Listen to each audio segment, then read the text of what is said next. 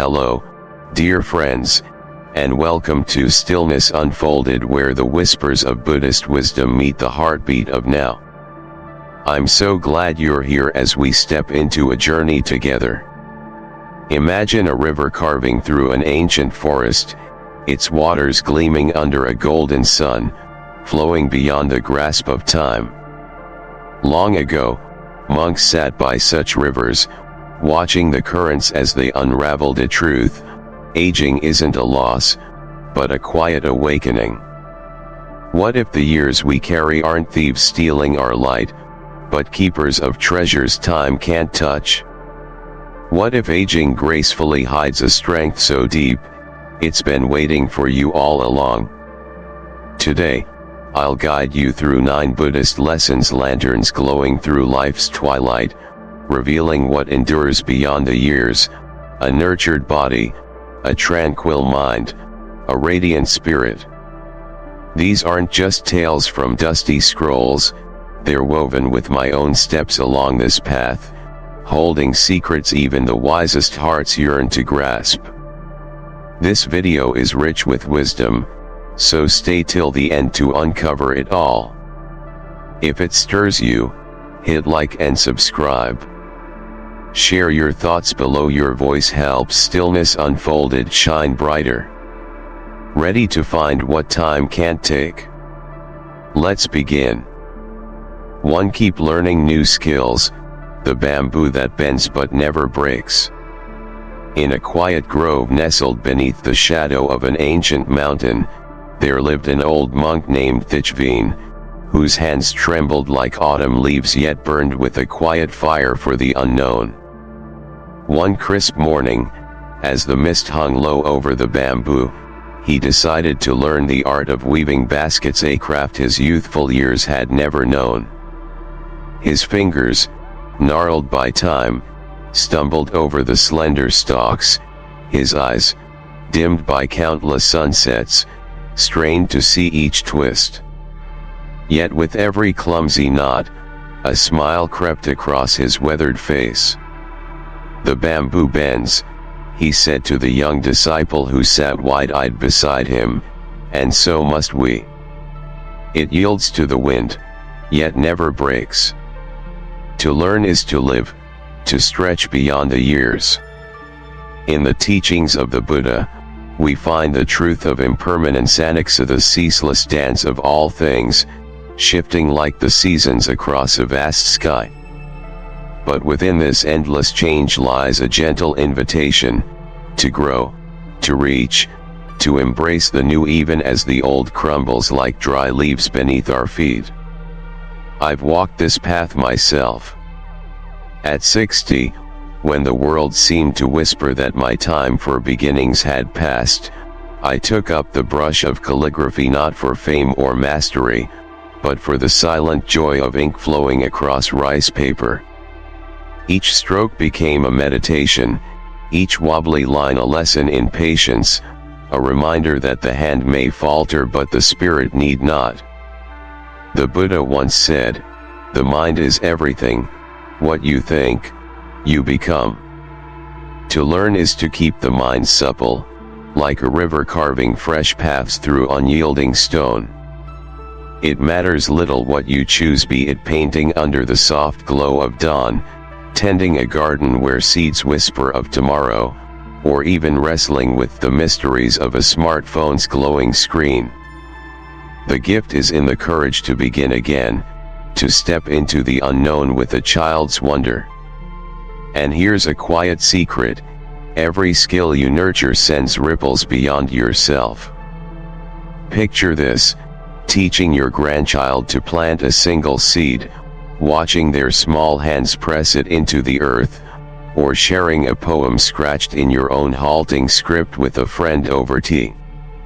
These are threads of connection, woven through time. What skill might you dare to try today? Tell me in the comments. I'd love to hear your stories of growth, for in sharing, we learn together. 2. Prioritize your health, the temple of 1,000 steps. Once, In a village cradled by a sacred mountain whose peak pierced the clouds, there lived an elderly woman named Mai. Each dawn, as the first light kissed the rice fields, she set out to climb a temple atop 1,000 weathered steps. Her neighbors, their eyes wide with wonder, gathered at the foot of the path and asked, "How do you climb so high at your age, with bones that must ache and breath that must falter?" Mai turned, her laughter soft as a breeze through the pines, and replied, "This body is my temple, I care for it as I would the Buddha's shrine. Each step is an offering, each breath a chant." In the heart of Buddhism lies the middle way, a delicate balance between the excess that drowns us and the neglect that starves us. As the years gather like dust upon our shoulders, this teaching becomes a sacred dance, listening to the body's quiet whispers, honoring its needs with the tenderness we'd offer a weary traveler. I've come to see health not as a chase for lost youth, but as the foundation of a peaceful heart. Each evening, I walk beneath the sprawling banyan trees near my home, their roots curling into the earth like ancient sutras. I feel the ground steady beneath my feet, breathe the air that once carried the Buddha's gentle words across distant lands. Yoga has become my companion to slow stretches that soothe my creaking bones and hush the restless chatter of my mind. The body is no foe to conquer, it's a vessel, fragile yet wondrous, carrying our spirit through this fleeting life. Eat what lifts you, move as your strength allows, rest when the world grows heavy. I recall a teaching from a video I once saw, how simple acts like Tai Chi or a meal savored in silence can sustain us. But I'll weave my own thread into this tapestry. Every step you take is a prayer, every breath a gift to the temple you inhabit. When I sip warm ginger tea or pause to feel the sun on my face, I'm not just surviving, I am honoring the journey. How do you care for your temple? Share your rituals below. Let's inspire one another with the small acts that build a life of grace. 3. Build a strong social circle, the lotus in the pond. In the shadow of an ancient pagoda, where the air hummed with the chants of forgotten monks, a group of elders gathered each evening beneath a sky streaked with gold. Their voices wove tales of joy and sorrow, threads of a shared life unspooling into the dusk. One day, a weary traveler paused at their circle and asked, "Why do you meet so often, when the years have slowed your steps?" The eldest among them, her eyes bright as a lotus in bloom, smiled and said, "Alone, I am but a single flower, together, we are a pond shimmering with life." The Buddha spoke of Sangha, the sacred community that lifts us toward enlightenment, a circle of souls bound by compassion. As we age, our friends, our kin, our neighbors become more than mere companions, they are mirrors reflecting the fragile, beautiful truth of our shared humanity. I've tasted this truth through decades of sitting with others, monks with shaved heads and quiet smiles, poets whose words danced like fireflies, strangers who became kin over a shared bowl of rice. Loneliness is a silent thief, creeping into the cracks of our days, but connection is its gentle cure. I once watched a video that spoke of this too, how a strong social circle eases stress and mends the heart. Yet I've seen a deeper magic, how a laugh shared over steaming tea can heal what time has worn thin, or how a moment of listening, truly listening, can bridge years of silence. Last month, I joined a group to read sutras aloud beneath a flickering lantern. My voice wavered, but theirs carried me, a chorus of strength I hadn't known I needed. We are not meant to drift alone like leaves on a stream, we thrive in the pond, rooted together. Who lifts you up in your journey? Leave their name in the comments. Let's honor those who make our pond bloom, for in their presence, we find ourselves anew. For embrace change, the leaf that falls to rise anew. There was once a monk who dwelt at the edge of a vast forest, where the trees stood tall and whispered secrets to the wind. Each autumn, he watched the leaves drift from their branches, a cascade of gold and crimson against the graying sky. A young novice, his brow furrowed with questions, approached and asked, "Master, why do you smile at their fall, when they leave the tree bare?" The monk's eyes crinkled as he replied, "Because in their descent, they nourish the earth for spring. Change is not loss, it is life's quiet promise." In Buddhism, we learn that change is the heartbeat of existence, impermanent, inevitable, beautiful in its ceaseless turning. Aging is no decline, it's a leaf falling to seed new beginnings, a cycle as old as the stars.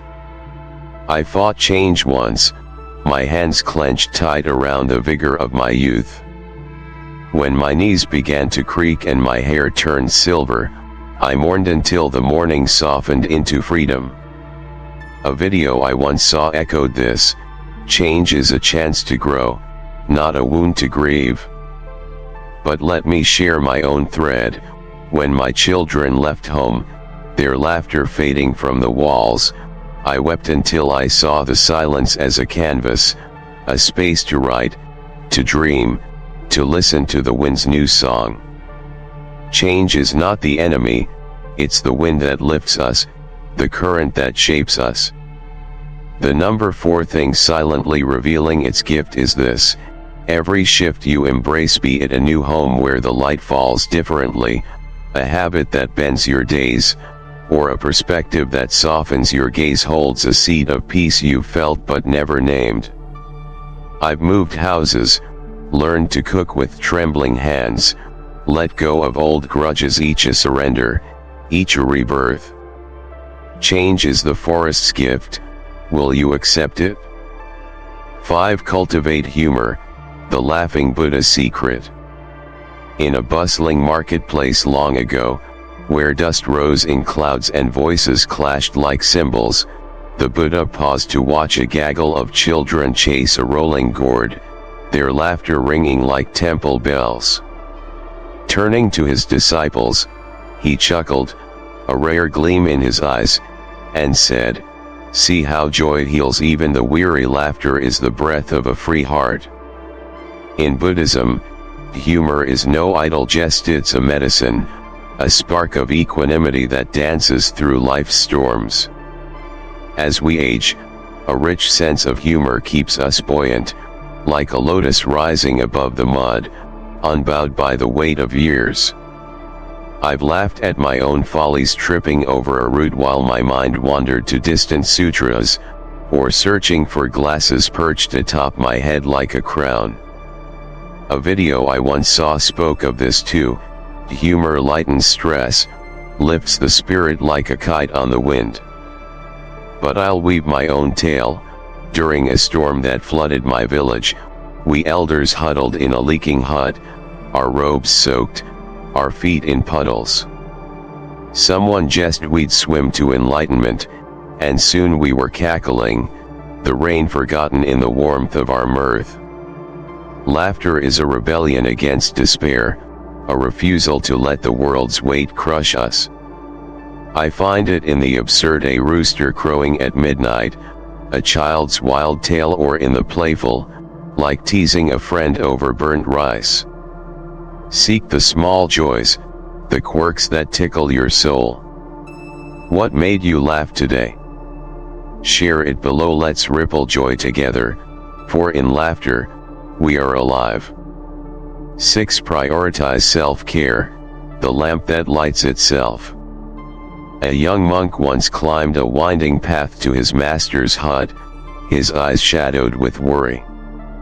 Kneeling before the elder, he asked, "How do I care for myself as I age, when time gnaws at my strength?" The master, his hands folded like lotus petals, replied, "Tend to your lamp first, my son, for only then can it light others. A flame unfed gutters in the dark." Self-compassion is a cornerstone of Buddhist practice, offering ourselves the kindness we so freely give the world. Aging gracefully is not about clinging to youth's mirror, but about nurturing the inner flame with reverence, a quiet act of love for the life we carry. For me, self-care is a ritual woven into the stillness, a cup of tea at dawn, steam curling like prayers, or a moment of meditation as the world stirs awake. A video I once watched nodded to this: self-care is balance, not indulgence. But I've learned it's forgiveness, a bowing to my body's limits, a thanking for its years of service. Once, weary from writing until my eyes blurred, I wandered to a stream and sat, the water's song washing over me like a balm. That was enough, a pause, a breath, a return to myself. Care is not selfish, it's the root from which giving grows. I choose rice over haste, walks over worry, silence over noise, not to escape, but to honor. The Buddha taught us to tend the middle path. This is mine. How do you tend your lamp? Tell me below. I am eager to learn from your quiet acts of grace. 7. Share wisdom, the elder's lantern. In a remote village cradled by rice fields, an elder monk named Deo sat beneath a gnarled tree, its branches heavy with time. Young ones gathered at his feet, their eyes hungry for answers. Life is a storm, he told them, his voice steady as stone, but your roots can hold you steady. Plant them deep in patience, water them with love. His words were not mere lessons, but lanterns passed from hand to hand, lighting paths through the dark. In Buddhism, aging carries a sacred duty, to share the wisdom we've gathered, not with the pride of a king, but with the love of a friend offering shelter. I've stepped into this role, an elder in my own small way, telling my grandson tales of the Buddha's wanderings, showing him how to breathe through anger until it softens like mist. A video I once saw spoke of this: we guide the young by living as examples. But I feel it deeper. Every story I share, every quiet nod I offer a friend lost in doubt, builds a bridge across the years. Our scars are maps, our calm a compass for those who follow. I've taught my niece to listen to the wind, my neighbor to forgive a wound long held. Small acts, yet they ripple. The Buddha shared his light, we can too. What wisdom will you pass on? Leave it in the comments. Let's light the way together, for in giving, we grow. 8. Celebrate life's little moments, the flower in the dust. A monk once wandered into a dusty field, where the earth cracked under a relentless sun. Amid the barrenness, he spied a single wildflower, its petals frail yet defiant. He sat before it, hours slipping by unnoticed, lost in its fleeting beauty. When a passerby asked why he lingered, he said, "This bloom is today, tomorrow, it's gone. To see it is to live." The Buddha taught mindfulness, a piercing awareness of the now, where joy hides in plain sight. In our golden years, these small moments, a bird's song threading the silence, a friend's smile over a chipped cup, become treasures more precious than gold. I've wept at a sunset's slow bleed across the sky, laughed at a stray cat's dance with its own shadow. A video I once watched spoke of this: mindfulness fills us with peace. But I call it a rebellion, to a stand against a world that races past the small. Last week, I bit into a mango, its sweetness dripping down my chin, and for a moment, I was not an old man but a child tasting life anew. These are the threads of a rich tapestry, the creak of a porch chair, the scent of rain on dry earth, the giggle of a child chasing a kite. To pause, to notice, is to defy time's haste. What moment lit your day? Share it below. Let's weave a tapestry of joy, stitch by stitch, until it blankets us all. 9. Live with purpose, the flame that never fades. In her final years, a teacher named Lan gathered her grandchildren not with scrolls or stern lectures, but with stories of gratitude spun from a life well lived. Live for what matters, she said, her voice a flame that warmed them even as her hands grew cold. Find the spark that calls you, and let it burn. Buddhism beckons us to purpose, to align our days with the deepest truths of our hearts. Aging is no dimming of the light, it's a chance to burn brighter, to offer that flame to a world in need.